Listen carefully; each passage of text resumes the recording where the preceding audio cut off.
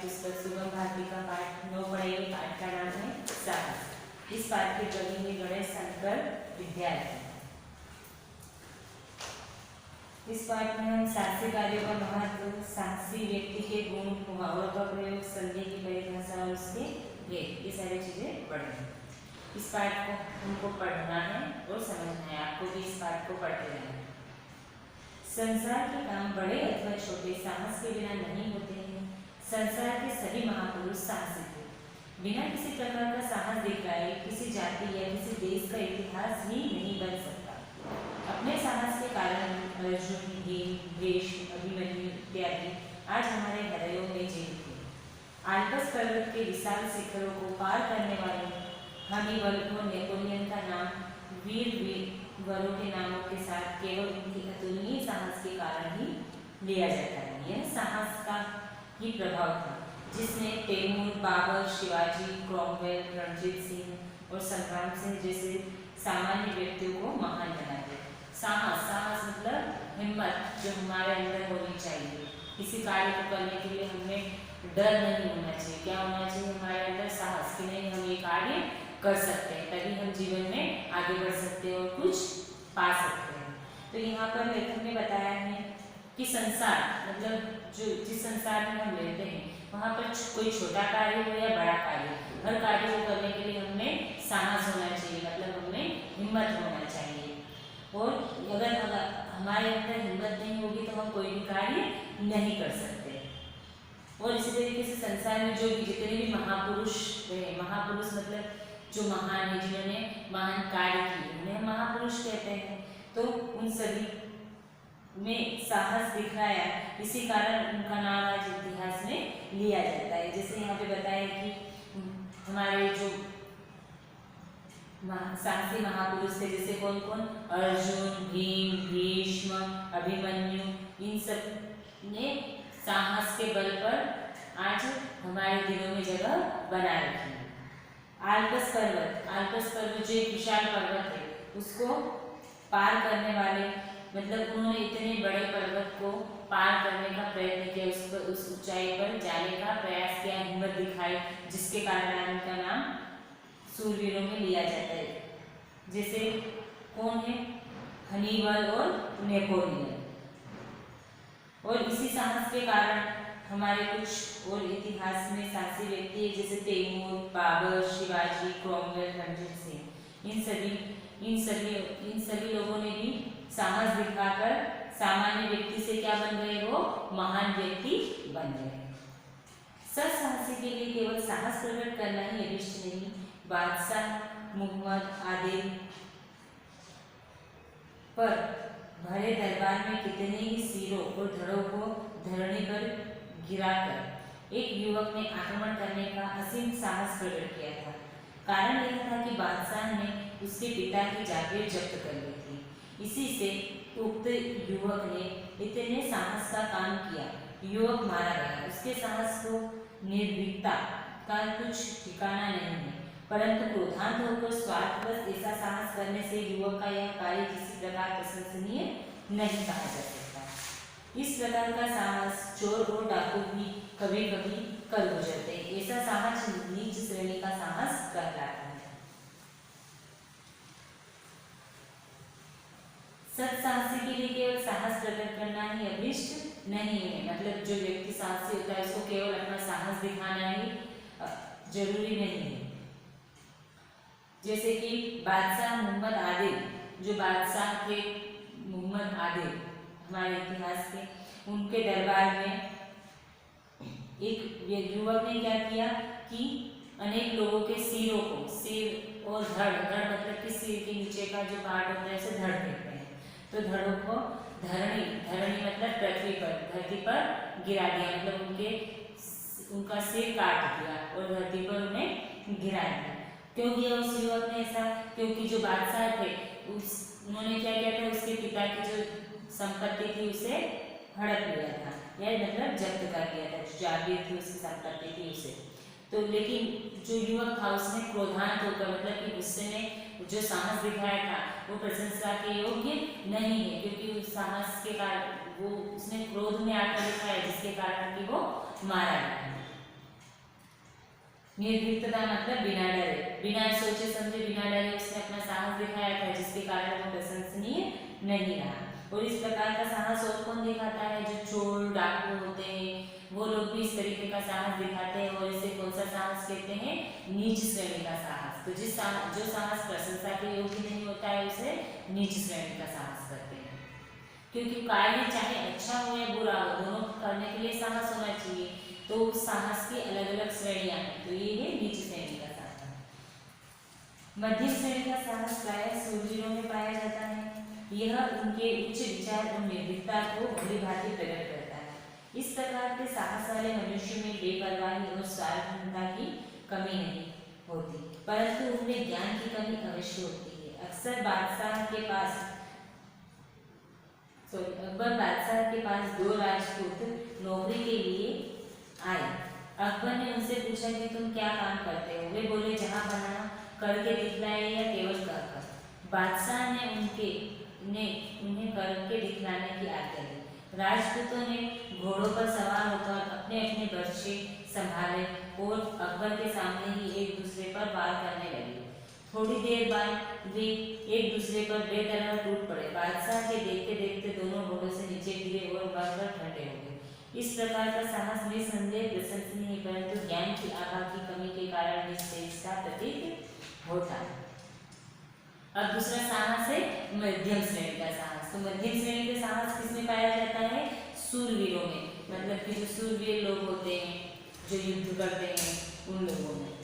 तो उनके उच्च विचार, मतलब उनके विचार कैसे होते हैं? उच्च होते हैं। वो निर्भीकता मतलब कि वो बिना डरे वो कार्य करते हैं।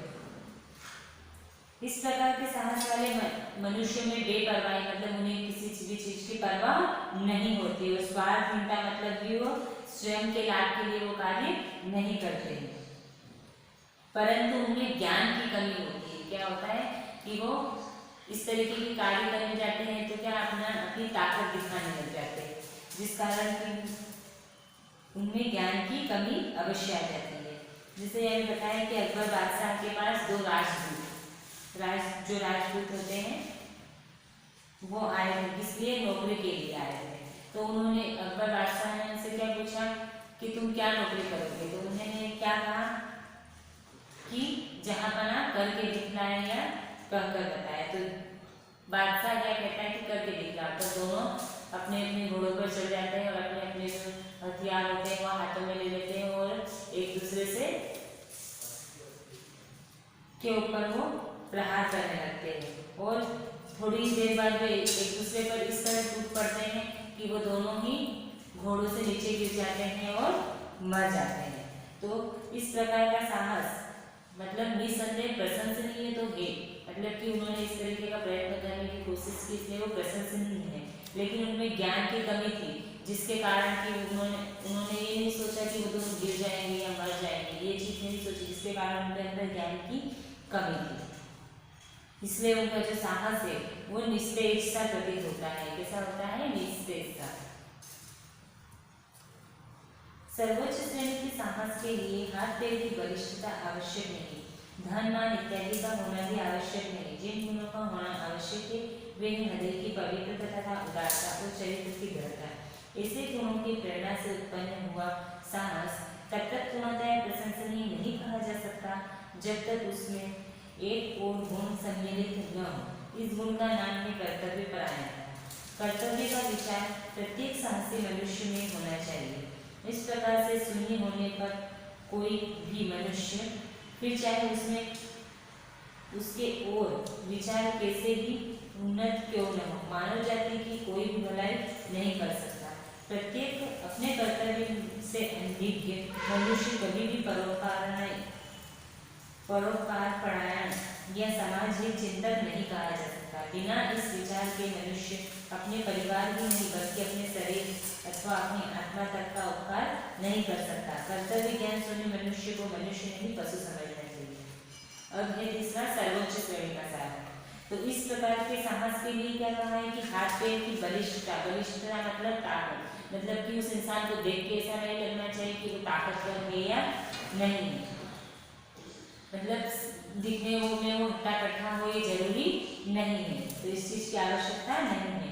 या धन मान इत्यादि का होना भी आवश्यक नहीं है, मतलब वो व्यक्ति धनवान हो, उसके पास बहुत सारी संपत्ति हो तभी वो साहस दिखा सकता है, ऐसा भी जरूरी नहीं होता है। और उनके अंदर कौन से गुणों का होना आवश्यक होता है सर्वोच्च श्रेणी के साहस के लिए?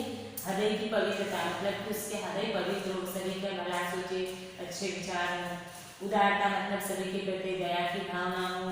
चरित्र की दृढ़ता मतलब कठोरता। ऐसे गुणों की प्रेरणा से वो क्या होता है? प्रशंसनीय होता है। ये सारे गुण अगर उसके अंदर होंगे तो उसका जो साहस होगा वो प्रशंसनीय कहलाता है। और ये सारे गुण न हो तो इस गुण का नाम है कर्तव्य परायणता। उसमें एक और गुण सम्मिलित होना चाहिए, वो कौन सा है? कर्तव्य परायणता, मतलब उससे जो अपना कर्तव्य है उसका वो अच्छे से पालन करता हो। और कर्तव्य का विचार प्रत्येक साहसी मनुष्य में होना चाहिए, मतलब जो व्यक्ति साहसी है उसमें अपने कर्तव्य का विचार अवश्य होना चाहिए। मतलब किस कार्य को कर रहा है उसे अपना कर्तव्य मानना चाहिए, अपनी ड्यूटी मानना कि नहीं ये मेरा कर्तव्य, इसलिए मुझे ये कार्य करना होगा। और इस विचार से शून्य होने पर कोई भी मनुष्य किसी भी प्रकार की समाज की या किसी भी जाति की भलाई नहीं कर सकता। अगर किसी व्यक्ति में कर्तव्य परायणता का गुण नहीं है तो किसी भी व्यक्ति, किसी भी जाति या किसी भी मानव की भलाई का कार्य नहीं कर सकता। और वो केवल अपनी समाज की ही नहीं बल्कि न ही अपने परिवार का कोई के लिए कुछ कर सकता है, नहीं अपने आप के लिए कभी कुछ कर सकता है। और इस प्रकार के व्यक्ति को क्या कहा गया है? पशु के समान माना गया है। जिस व्यक्ति में कर्तव्य ज्ञान शून्य होता है उसे पशु के समान कहा गया है, क्योंकि पशु जो होता है उसमें ये सारे गुण नहीं होते। उच्च कोटि के साहस के लिए कर्तव्य परायण बनना परम आवश्यक है। कर्तव्य परायण व्यक्ति के हृदय में यह बात अवश्य होनी चाहिए कि जो कुछ मैंने किया है वह केवल अपना कर्तव्य किया। मारवाड़ के मोरूदा गांव का जमींदार बुद्धन सिंह किसी झगड़े के कारण स्वदेश छोड़कर जयपुर चला गया और वहीं बस गया। थोड़े ही दिनों बाद मराठों ने मारवाड़ पर आक्रमण किया। यद्यपि बुद्धन मारवाड़ को बिल्कुल भी छोड़ चुका था, तथापि शत्रुओं के आक्रमण का समाचार पाकर और मातृभूमि को संकट में पड़ा हुआ जानकर उसका रक्त उबल पड़ा। स्वदेश भक्ति ने उससे बतला दिया कि यह समय ऐसा नहीं कि तू अपने घरेलू झगड़ों को याद करे, उठ और अपना कर्तव्य पालन कर। उच्च कोटि के साहस के लिए कर्तव्य परायण बनना सबसे आवश्यक होता है। जो उच्च कोटि का साहस होता है उसके लिए हमें कर्तव्य परायण बनना अत्यंत आवश्यक है। और कर्तव्य परायण व्यक्ति के हृदय में यह बात अवश्य होनी चाहिए कि उससे केवल अपना कर्तव्य को ध्यान में रखना चाहिए। जैसे यहाँ पर बताया है उदाहरण में कि मारवाड़ के मोरूदा गांव में, मतलब जो मारवाड़ गांव है वहाँ मोरूदा गांव का एक जमींदार था बुद्धन नाम का व्यक्ति। वो किसी झगड़े के कारण अपना जो गांव था, अपनी जो इस मातृभूमि थी उसे छोड़कर कहाँ चला गया था? जयपुर चला गया था और वहीं जाकर बस गया था। कुछ दिनों के बाद उसको पता चलता है कि जो मराठा लोग थे उन्होंने उसके मारवाड़ पर आक्रमण कर दिया है। और जब बुद्धन को ये बात पता चली कि शत्रुओं ने उसके मातृभूमि पर आक्रमण कर दिया है तो वो अपनी मातृभूमि को संकट में पड़ा हुआ जानकर उसका रक्त उबल पड़ा, मतलब कि वो स्वदेश भक्ति ने उसे बतला दिया। मतलब स्वदेश भक्ति, स्वदेश मतलब अपने देश की भक्ति ने उसे बतला दिया कि ये समय उसे अपने घरेलू झगड़ों के बारे में सोचने का नहीं है बल्कि अपने देश के लिए कुछ करना चाहिए और वो अपना कर्तव्य का पालन करे। इस विचार ने उसे इतना मतवाला कर दिया कि वह अपने 150 साथियों को लेकर समय पर अपने देश और राजा की सेवा के लिए पहुंच गया। इस घटना को हुए बहुत दिन हो गए, परंतु आज तक कर्तव्य परायण वीर बुद्धन की वीरता को लोग सम्मान पूर्वक याद करते हैं। मोरूदा में आज भी एक स्तंभ उन वीरों की यादगार में खड़ा हुआ इतिहास वेताओं को हृदय को उत्साहित करता है। और इसी विचार के कारण उसे अपने कर्तव्य ज्ञान का पालन करने के कारण उसने क्या किया कि अपने 150 साथियों को लेकर वो अपनी मातृभूमि की सेवा के लिए पहुंच गया। और इसी घटना को बीतते अभी बहुत समय हो चुका है, लेकिन आज भी वहाँ पर उसकी कर्तव्य परायण वीर बुद्धन की वीरता के लिए वहाँ पर स्तंभ बना हुआ है और उन लोगों को आज भी उन वीरों को लोग याद करते हैं। इन गुणों के अतिरिक्त सत्साहसी के लिए स्वार्थ त्याग भी परम आवश्यक है। इस संसार में हजारों ऐसे काम हुए हैं जिनको लोग बड़े उत्साह से करते हैं और सुनते हैं। उन कामों को वे बहुत अच्छा समझते हैं और उनके करने वालों को सराहते हैं, परंतु उन कामों में थोड़े से ही ऐसे हैं जो स्वार्थ से खाली हो। समय पड़ने पर वह अपनी जान पर खेल जाने अथवा असामान्य साहस प्रकट करने में सदा आत्मोत्सर्ग नहीं होता, क्योंकि बहुधा ऐसा काम करने वाले यश के लोभ से अपने नाम को कलंकित होने से बचाने के इरादे अथवा लूटमार के द्वारा धनोपार्जन करने की इच्छा में ऐसे मदान हो जाया करते हैं कि वे अपने मतलब के लिए कठिन काम करने में संकोच नहीं करते। अब क्या कहा गया है लेखक के द्वारा कि इन गुणों के अतिरिक्त सत्साहसी के लिए स्वार्थ त्याग भी परम आवश्यक है। स्वार्थ त्याग मतलब हम जो साहस दिखाते हैं, जो सारे कार्य करते हैं, ये स्वार्थवश नहीं करना चाहिए। हमें बिना स्वार्थ के ये कार्य करना चाहिए, क्योंकि इस संसार में हजारों लोग ऐसे हैं जो जिनके कामों की लोग तारीफ करते हैं और उनकी बातें भी करते हैं, परंतु उन कामों को बहुत अच्छा समझते हैं और उनके करने वालों की सराहना करते हैं, मतलब कि उनकी प्रशंसा करते हैं। लेकिन कुछ लोग क्या करते हैं, इस प्रकार का साहस दिखाने में स्वयं का बलिदान देने से भी पीछे नहीं हटते हैं। आत्मोत्सर्ग करना मतलब कि स्वयं का बलिदान कर देना। और कुछ लोग लूटमार करते हैं, धनोपार्जन करने की इच्छा से भी वो लोग इस तरीके के साहस दिखाते हैं, कार्य करते हैं। सत्साहसी व्यक्ति में एक गुप्त शक्ति रहती है, जिसके बल से वह दूसरे मनुष्य को दुख से बचाने के लिए प्राण तक देने को प्रस्तुत हो जाता है। धर्म, देश, जाति और परिवार वालों के लिए नहीं, अपितु संकट में पड़े हुए अपरिचित व्यक्ति के सहायतार्थ भी उसी शक्ति की प्रेरणा से वह हमारे संकटों का सामना करने को तैयार हो जाता है।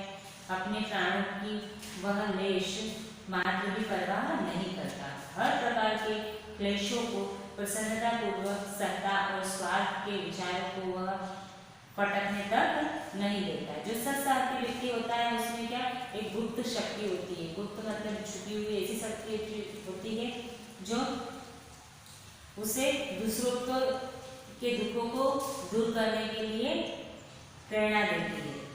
और धर्म, देश, जाति और परिवार वालों के लिए ही नहीं, मतलब केवल अपने धर्म के लिए, अपने परिवार के लोगों के लिए, अपनी जाति के लोगों के लिए ही कार्य करने के लिए नहीं, अपितु संकट में पड़े हर अपरिचित व्यक्ति की वो सहायता करता है और अपने प्राणों की वो लेश मात्र मतलब कि अंश मात्र भी परवाह नहीं करता है। और हर प्रकार के कलेशों मतलब कि जो कलेश होते हैं, लड़ाई झगड़े होते हैं, इन सबको प्रसन्नतापूर्वक सह लेता है और स्वार्थ के विचारों को अपने पास भटकने भी नहीं देता, मतलब कि स्वार्थ की भावना अपने अंदर नहीं आने देता। सत्साहसी के लिए अवसर की राह देखने की आवश्यकता नहीं है, क्योंकि सत्साहस दिखाने का अवसर प्रत्येक मनुष्य के जीवन में पल-पल में आया करता है। देश, काल और कर्तव्य का विचार करना चाहिए और स्वार्थ रहित होकर साहस में छोड़ते हुए कर्तव्य परायण बनने का प्रयत्न करना चाहिए। तो सत्साहस के लिए हमें कभी भी अवसर की आवश्यकता नहीं होती है, क्योंकि व्यक्ति को पल पल मतलब हर समय उसे अपने साहस दिखाने का मौका मिलता है। और देश, काल मतलब समय और कर्तव्य का विचार उसके अंदर हमेशा रहना चाहिए और वो कैसा होना चाहिए, स्वार्थ रहित होकर साहस न छोड़ते हुए कर्तव्य परायण बनने का उसे प्रयत्न करना चाहिए। ये पाठ हमारा यहीं पर समाप्त हुआ।